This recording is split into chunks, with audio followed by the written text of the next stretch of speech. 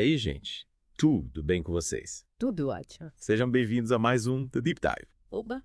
Hoje, vamos mergulhar num assunto que, sei lá, acho que todo mundo que já casou ou pensa em casar um dia já se perguntou.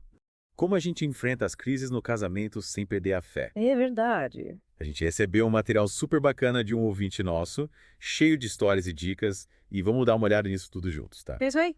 E aí, o que você acha? Pois é. Sabe, às vezes a gente acha que crise é só quando o negócio tá feio mesmo, né? É. Mas, na verdade, qualquer probleminha que a gente deixa embaixo do tapete, sabe? Tipo aquela toalha molhada em cima da cama, ou a louça suja na pia, pode virar uma baita dor de cabeça depois. Verdade. Que nem aquele ditado, né? Uhum. De grão em grão, a galinha enche o papo. E no casamento, esses grãozinhos podem ser as pequenas mágoas, as expectativas frustradas, a falta de diálogo. E aí, de repente, pá! A gente se vê no meio de uma baita crise sem saber como foi parar lá.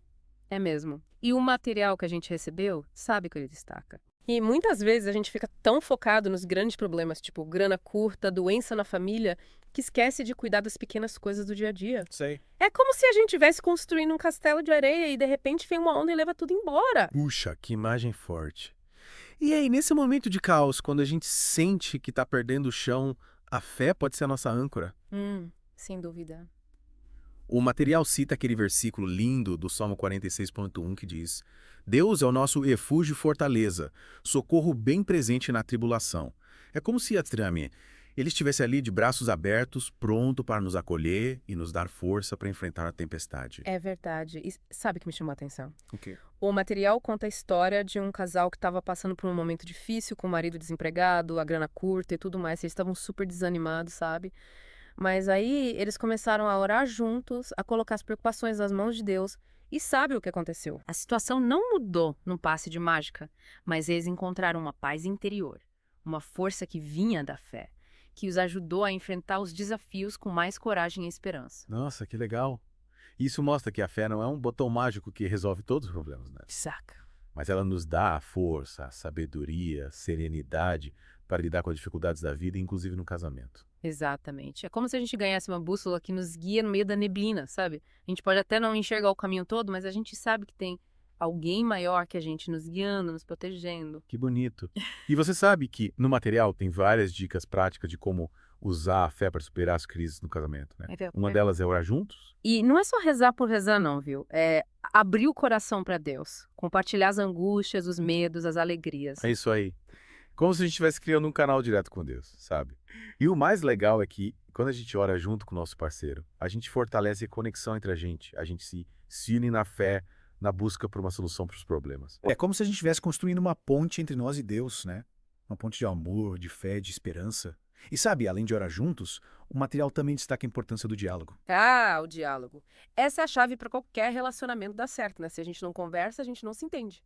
É como tentar montar um quebra-cabeça sem olhar para as peças. Verdade. E no casamento a gente precisa ter coragem de falar o que está sentindo, está incomodando, mesmo que seja difícil. Às vezes a gente fica com medo de magoar o outro, de criar confusão e acaba roubando tudo para si. Mas aí, sabe o que acontece? Vira uma panela de pressão. Mais cedo ou mais tarde, essa coisa explode. Exatamente. E aí o caldo entorna de vez, né? Por isso é tão importante a gente cultivar o hábito do diálogo, sabe? De falar com calma, com respeito, com carinho. E principalmente de saber ouvir o outro lado, de tentar entender o ponto de vista do parceiro. E sabe o que eu acho legal? No material tem uma dica que parece simples, mas faz toda a diferença. Escolher bem o momento da conversa. Não adianta querer ter uma 10, sabe, daquelas de lavar roupa suja, quando tá todo mundo cansado, estressado, com a cabeça a mil. É importante a gente encontrar um momento tranquilo em que os dois estejam dispostos a conversar com calma, sem interrupções. Concordo. E sabe o que mais pode ajudar? Criar um ambiente acolhedor, sabe? Um lugar tranquilo onde os dois se sintam à vontade para falar e serem ouvidos sem julgamentos. É verdade. E às vezes a gente precisa de ajuda para conseguir dialogar de forma saudável, né? Buscar apoio de um conselheiro matrimonial, de um líder religioso ou até mesmo de um casal amigo que a gente admira, pode ser uma ótima maneira de aprender a se comunicar melhor e fortalecer o relacionamento. Sem dúvida. É que nem quando a gente tá com dor de dente, né? A gente vai no dentista. E quando a gente tá com dor no casamento, a gente pode buscar ajuda de quem entende do assunto. E o material que a gente recebeu destaca que essa ajuda pode vir de várias fontes, né? É isso aí. Sabe, falando em buscar ajuda, o material também fala sobre a importância de ter um tempo a dois, de cultivar a intimidade, de fazer coisas juntos que tragam alegria e fortaleçam o relacionamento. E aí, eu queria te perguntar, O que você acha que é fundamental para manter a chama do amor acesa, mesmo no meio das crises? Olha, essa é uma pergunta de ouro. Eu acho que, antes de mais nada, a gente precisa lembrar que o amor é uma escolha. Todo dia a gente escolhe amar o outro com suas qualidades e defeitos, e essa escolha precisa ser renovada a cada novo dia, a cada nova dificuldade. Concordo. E sabe, o material que a gente recebeu fala bastante sobre a importância do perdão, né? E perdoar não é fácil, exige muita humildade, muita força de vontade. Verdade. Mas quando a gente perdoa, a gente se liberta de um peso enorme, sabe? É como se a gente tirasse uma mochila cheia de pedras das costas, a gente fica mais leve, mais livre para amar e ser amado. Que bonito. E perdoar não é esquecer o que aconteceu, né? É escolher amar o outro, apesar das falhas, dos erros. É dar uma nova chance pro relacionamento, pra gente mesmo. Exatamente. E sabe o que me chamou a atenção no material? Ele conta a história de um casal que estava brigando muito, sabe? Era discussão por causa de tudo. Dinheiro, tarefas de casa, criação dos filhos, e eles estavam quase desistindo do casamento. Nossa, e o que aconteceu? Eles resolveram tentar mais uma vez, sabe? Mas dessa vez eles decidiram colocar Deus no centro do relacionamento. Eles começaram a orar juntos, a ler a Bíblia, a buscar ajuda na igreja. E aos poucos as coisas foram mudando. Eles aprenderam a se comunicar melhor, a perdoar, a ter mais paciência um com o outro. Que legal. E essa história mostra que, por mais difícil que a situação pareça, sempre existe uma luz no fim do túnel. É verdade. E sabe, a gente já falou sobre tanta coisa importante, mas ainda tem muito mais para desvendar nesse material que a gente recebeu. Que tal a gente dar uma pausa agora e voltar daqui a pouco para continuar o nosso mergulho nesse universo do casamento? Combinado. A gente volta já já com mais histórias, mais dicas e mais reflexões sobre como superar as crises no casamento com a ajuda de Deus. Fiquem ligados. E aí, pessoal, voltamos para a segunda parte do nosso mergulho nesse mar de informações sobre casamento. A gente parou falando sobre como a fé pode ser um porto seguro na hora da crise, né? É verdade. E o material que estamos usando como base para o nosso papo de hoje tem cara história inspiradora. Demais. E a gente viu também como é importante ter aquele canal aberto com Deus, né? É. Orar junto com o parceiro, compartilhar as angústias, pedir sabedoria para tomar as decisões certas. É como se a gente estivesse construindo uma fortaleza juntos com Deus, como a Alicerce. É isso aí. E sabe uma coisa que me chamou a atenção no material? Foi a importância da gente reavaliar as expectativas que colocamos no casamento. E avaliar as expectativas. Às vezes a gente entra na relação com a ideia de que vai ser tudo perfeito, um mar de rosas, sem nenhuma tempestade, mas a real é que a vida dois é como navegar em alto mar. Tem dias de sol e dias de chuva, né? É verdade? E o problema é que quando a gente coloca o outro num pedestal, sabe, idealiza demais. Sim. A gente acaba se frustrando. Porque ninguém é perfeito, né? Todo mundo tem seus defeitos, suas manias, seus dias ruins, e é importante a gente ter essa consciência para não transformar pequenas diferenças em grandes problemas. Exatamente. Isso é o material que a gente está usando aqui como guia, ele dá um exemplo muito legal sobre isso. Ele fala de um casal que estava sempre brigando por causa de coisas pequenas, tipo quem ia lavar a louça, quem ia tirar o lixo. Parecia que eles estavam competindo, sabe? Quem fazia mais tarefas, quem se sacrificava mais. Nossa, que situação complicada. E aí como eles saíram dessa? Eles perceberam que estavam colocando expectativas demais um no outro, sabe? Esperando que o outro fosse adivinhar seus pensamentos, suas necessidades. E aí eles resolveram ter uma conversa franca, sabe?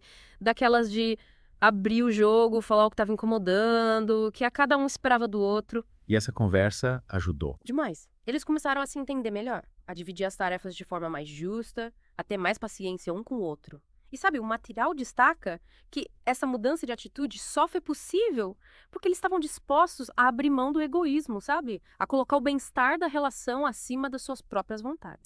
Às vezes a gente precisa dar um passo atrás para que a relação possa dar 2 passos para frente, né? E no material tem uma frase que eu achei muito interessante.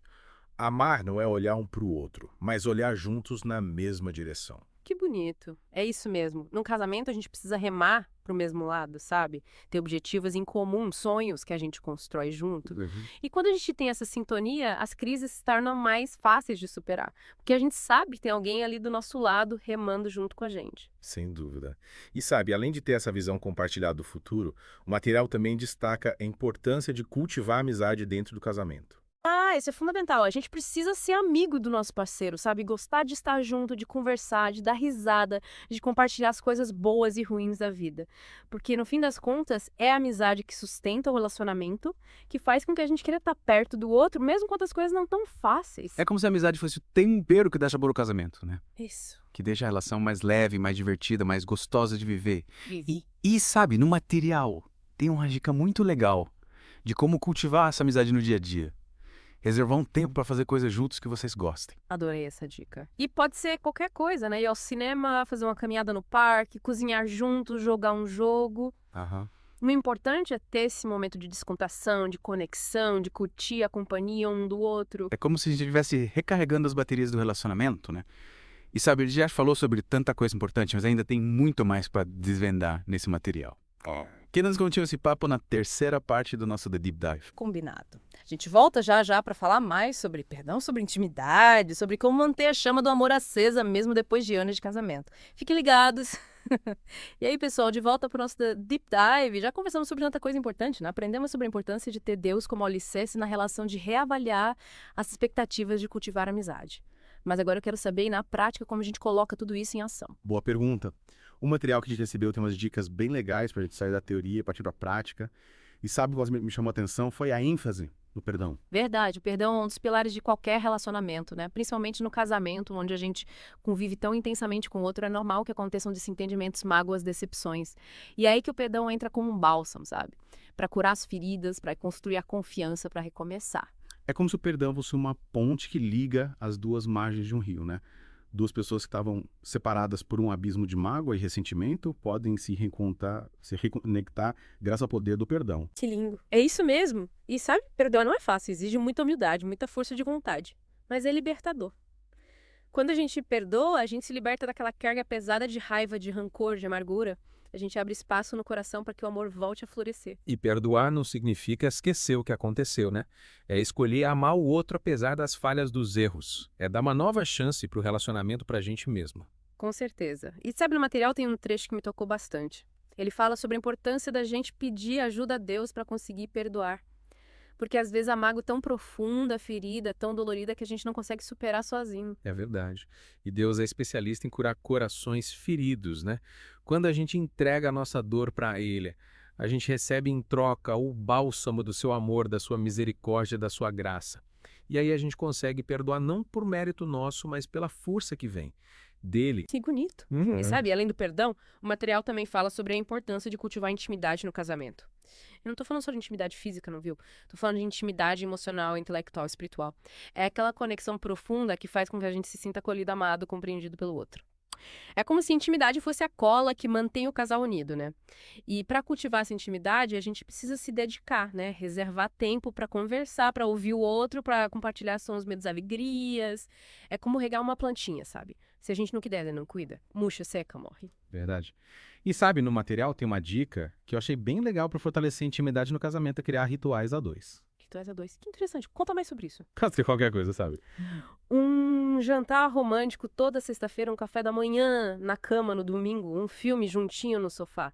O importante é ter esse momento especial reservado só para vocês dois, para se conectarem, para se curtirem, para celebrarem o amor. Que legal. É como se a gente estivesse criando uma caixinha de memórias afetivas, né? Cheia de momentos especiais de risadas, de abraços, de declarações de amor. Exatamente. A gente já falou sobre tanta coisa importante nesse Deep Dive, né? Mas eu queria finalizar nosso papo de hoje com uma mensagem de esperança para você que tá aí do outro lado, talvez enfrentando uma crise no seu casamento, se sentindo desanimado sem saber para onde correr. Manda ver. Não desista do seu casamento. Por mais difícil que a situação pareça, por mais escura que seja a noite, o sol sempre volta a brilhar. E com fé, com amor, com diálogo, com a ajuda de Deus, você pode reconstruir o seu relacionamento, fortalecer os laços, reacender a chama da paixão. É isso aí. Lembre-se que o casamento é uma jornada, e como em toda jornada existem obstáculos pelo caminho. Mas com Deus no comando, com Jesus como guia, a gente consegue superar qualquer desafio e chegar ao destino final, um casamento feliz, abençoado e duradouro. E a gente torce muito por você. Um grande abraço e até a próxima!